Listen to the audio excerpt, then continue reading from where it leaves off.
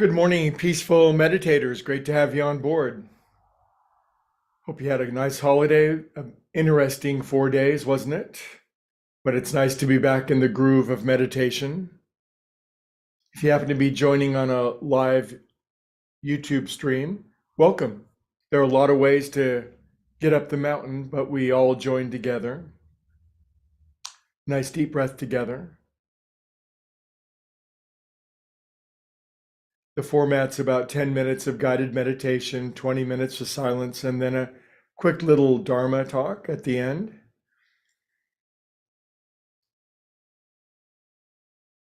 We found that meditating in a group is very powerful. It increases our attraction or drawing power of wisdom, love, spirit, whatever you'd like to call it.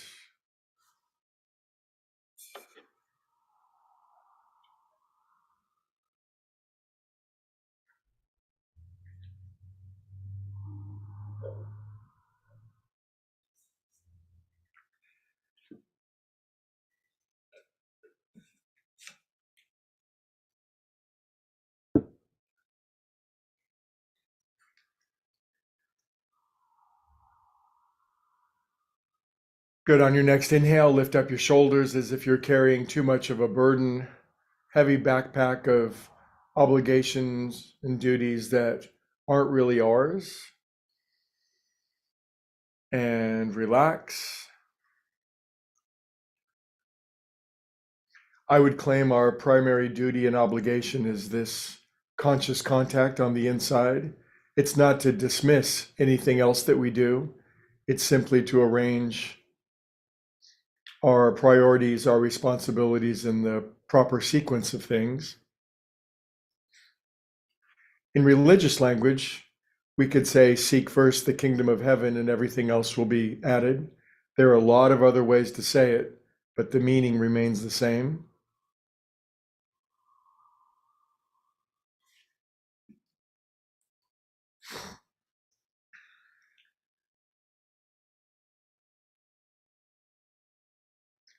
And simply find the inflow and the outflow of our breath at the tip of our nose.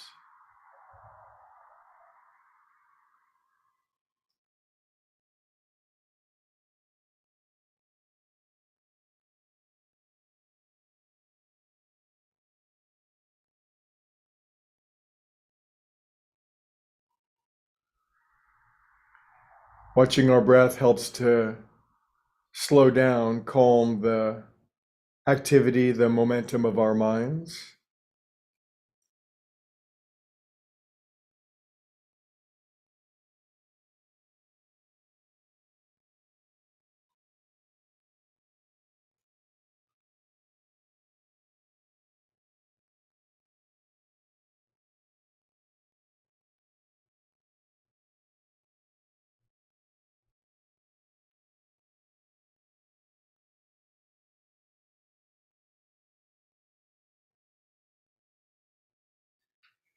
And today's little prayer, affirmation, intention, prayer, God, love, source, being, infinite, organizing, higher principle, that which goes by so many names, infinite, nameless.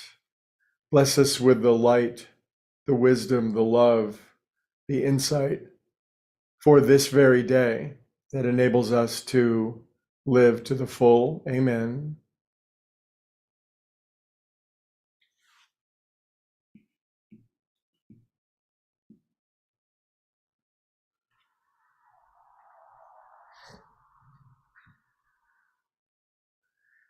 Perhaps swallow once, circle your jaw around, let any expression on the face.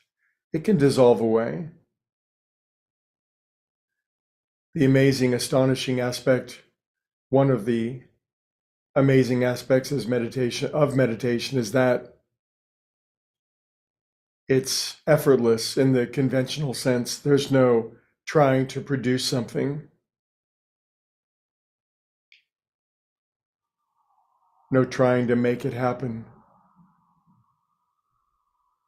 We have fun in this world, or something other than that, by trying to make things happen. And yet Meditation is the allowing, the receptivity, the receipt of the power, the love, the light we need so that things happen in and through us with less wear and tear on our system.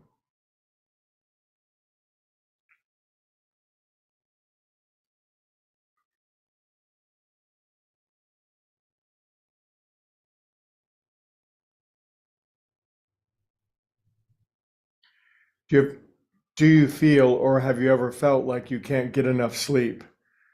There seems to be a sleep or rest debt that can't be overcome. We're always burning it at both ends, and we never seem to really truly rest at depth. Meditation is truly the antidote for that. We can find such a level of calm and peace in even 20 minutes of meditation that can help to relieve days, weeks, months, years of sleep debt, of inability to get the rest that we need.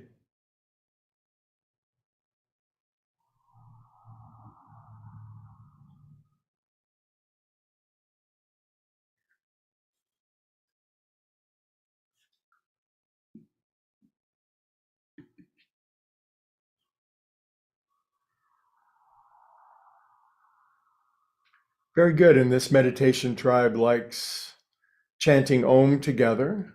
There's a special magic in the vibrational feeling that we share when we do that. Nice big inhale.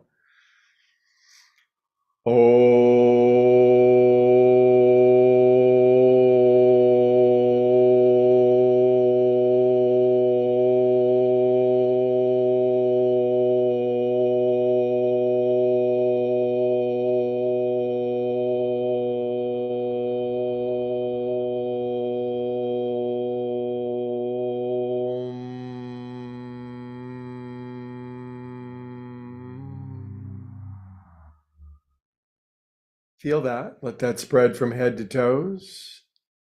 It's okay to relax. It's okay to release. It's okay to let go, to lift up the oars, to let go of the incessant paddling, at least for a few moments, a few minutes. And for 1 minute, let's just feel whatever we're feeling right now, catch up with our emotional natures. We don't need to indulge in our feelings. We don't need to amplify them. We don't need to justify them. It's simply a patient, peaceful observation of the current climate of emotion inside of us.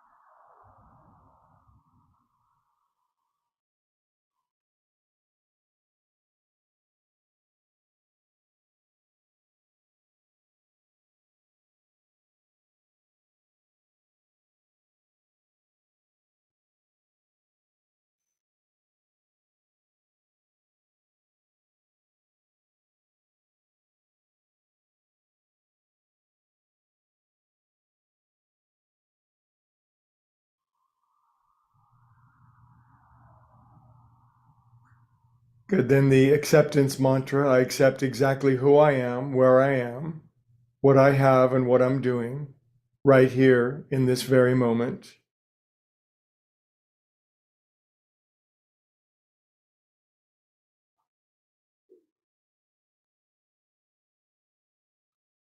Good. And in a moment, you'll hear the chime to begin the 20 minutes of meditation.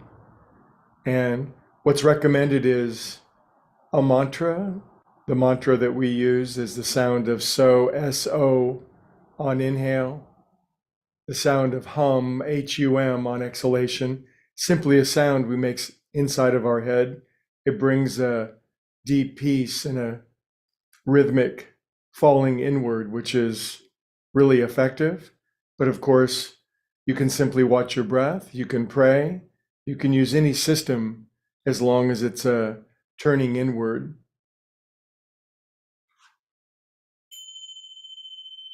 All right, I'll see you at 7:30 and we'll chat it up.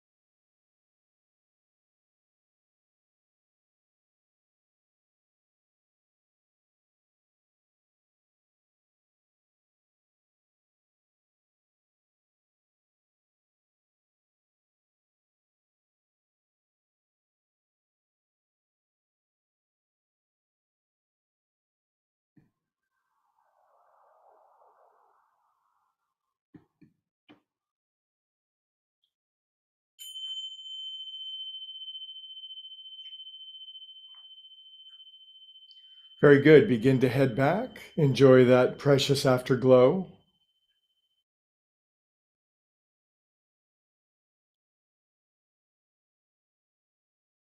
As we kind of squeeze back into our physical bodies. And recommend to wiggle fingers and toes, circulate feel good around your body. Good, open your eyes, blinkety blink. Welcome back. Boy, have I caught a happy cat today. Something about meditating with a pet on your lap that's especially peaceful until they attack you and maul you, which could happen at any second. Welcome back. We sort of have come full circle. Yesterday as we began to talk anew about the benefits of meditation. It's good to remind ourselves why it is that we do this. There are so many good reasons as we reinforce these ideas and these results, these benefits that come from meditating. It helps to strengthen our resolve to continue it. It seems to be a great proclivity of human nature to always be exploring. It's what's driven human beings all the way around the planet from their point of origin. It's what moved pioneers across the United States during the gold rush. It was amazing the scramble that people made to go through an impossible hardship just to come to California to stick their pans into a river and maybe get some yellow metal. It's what drives us into outer space, makes us want to land on the moon and then go to Mars. We're always looking for something, aren't we? And it's a wonderful thing about us. But I'm reminded very much of a comment by Joseph Campbell.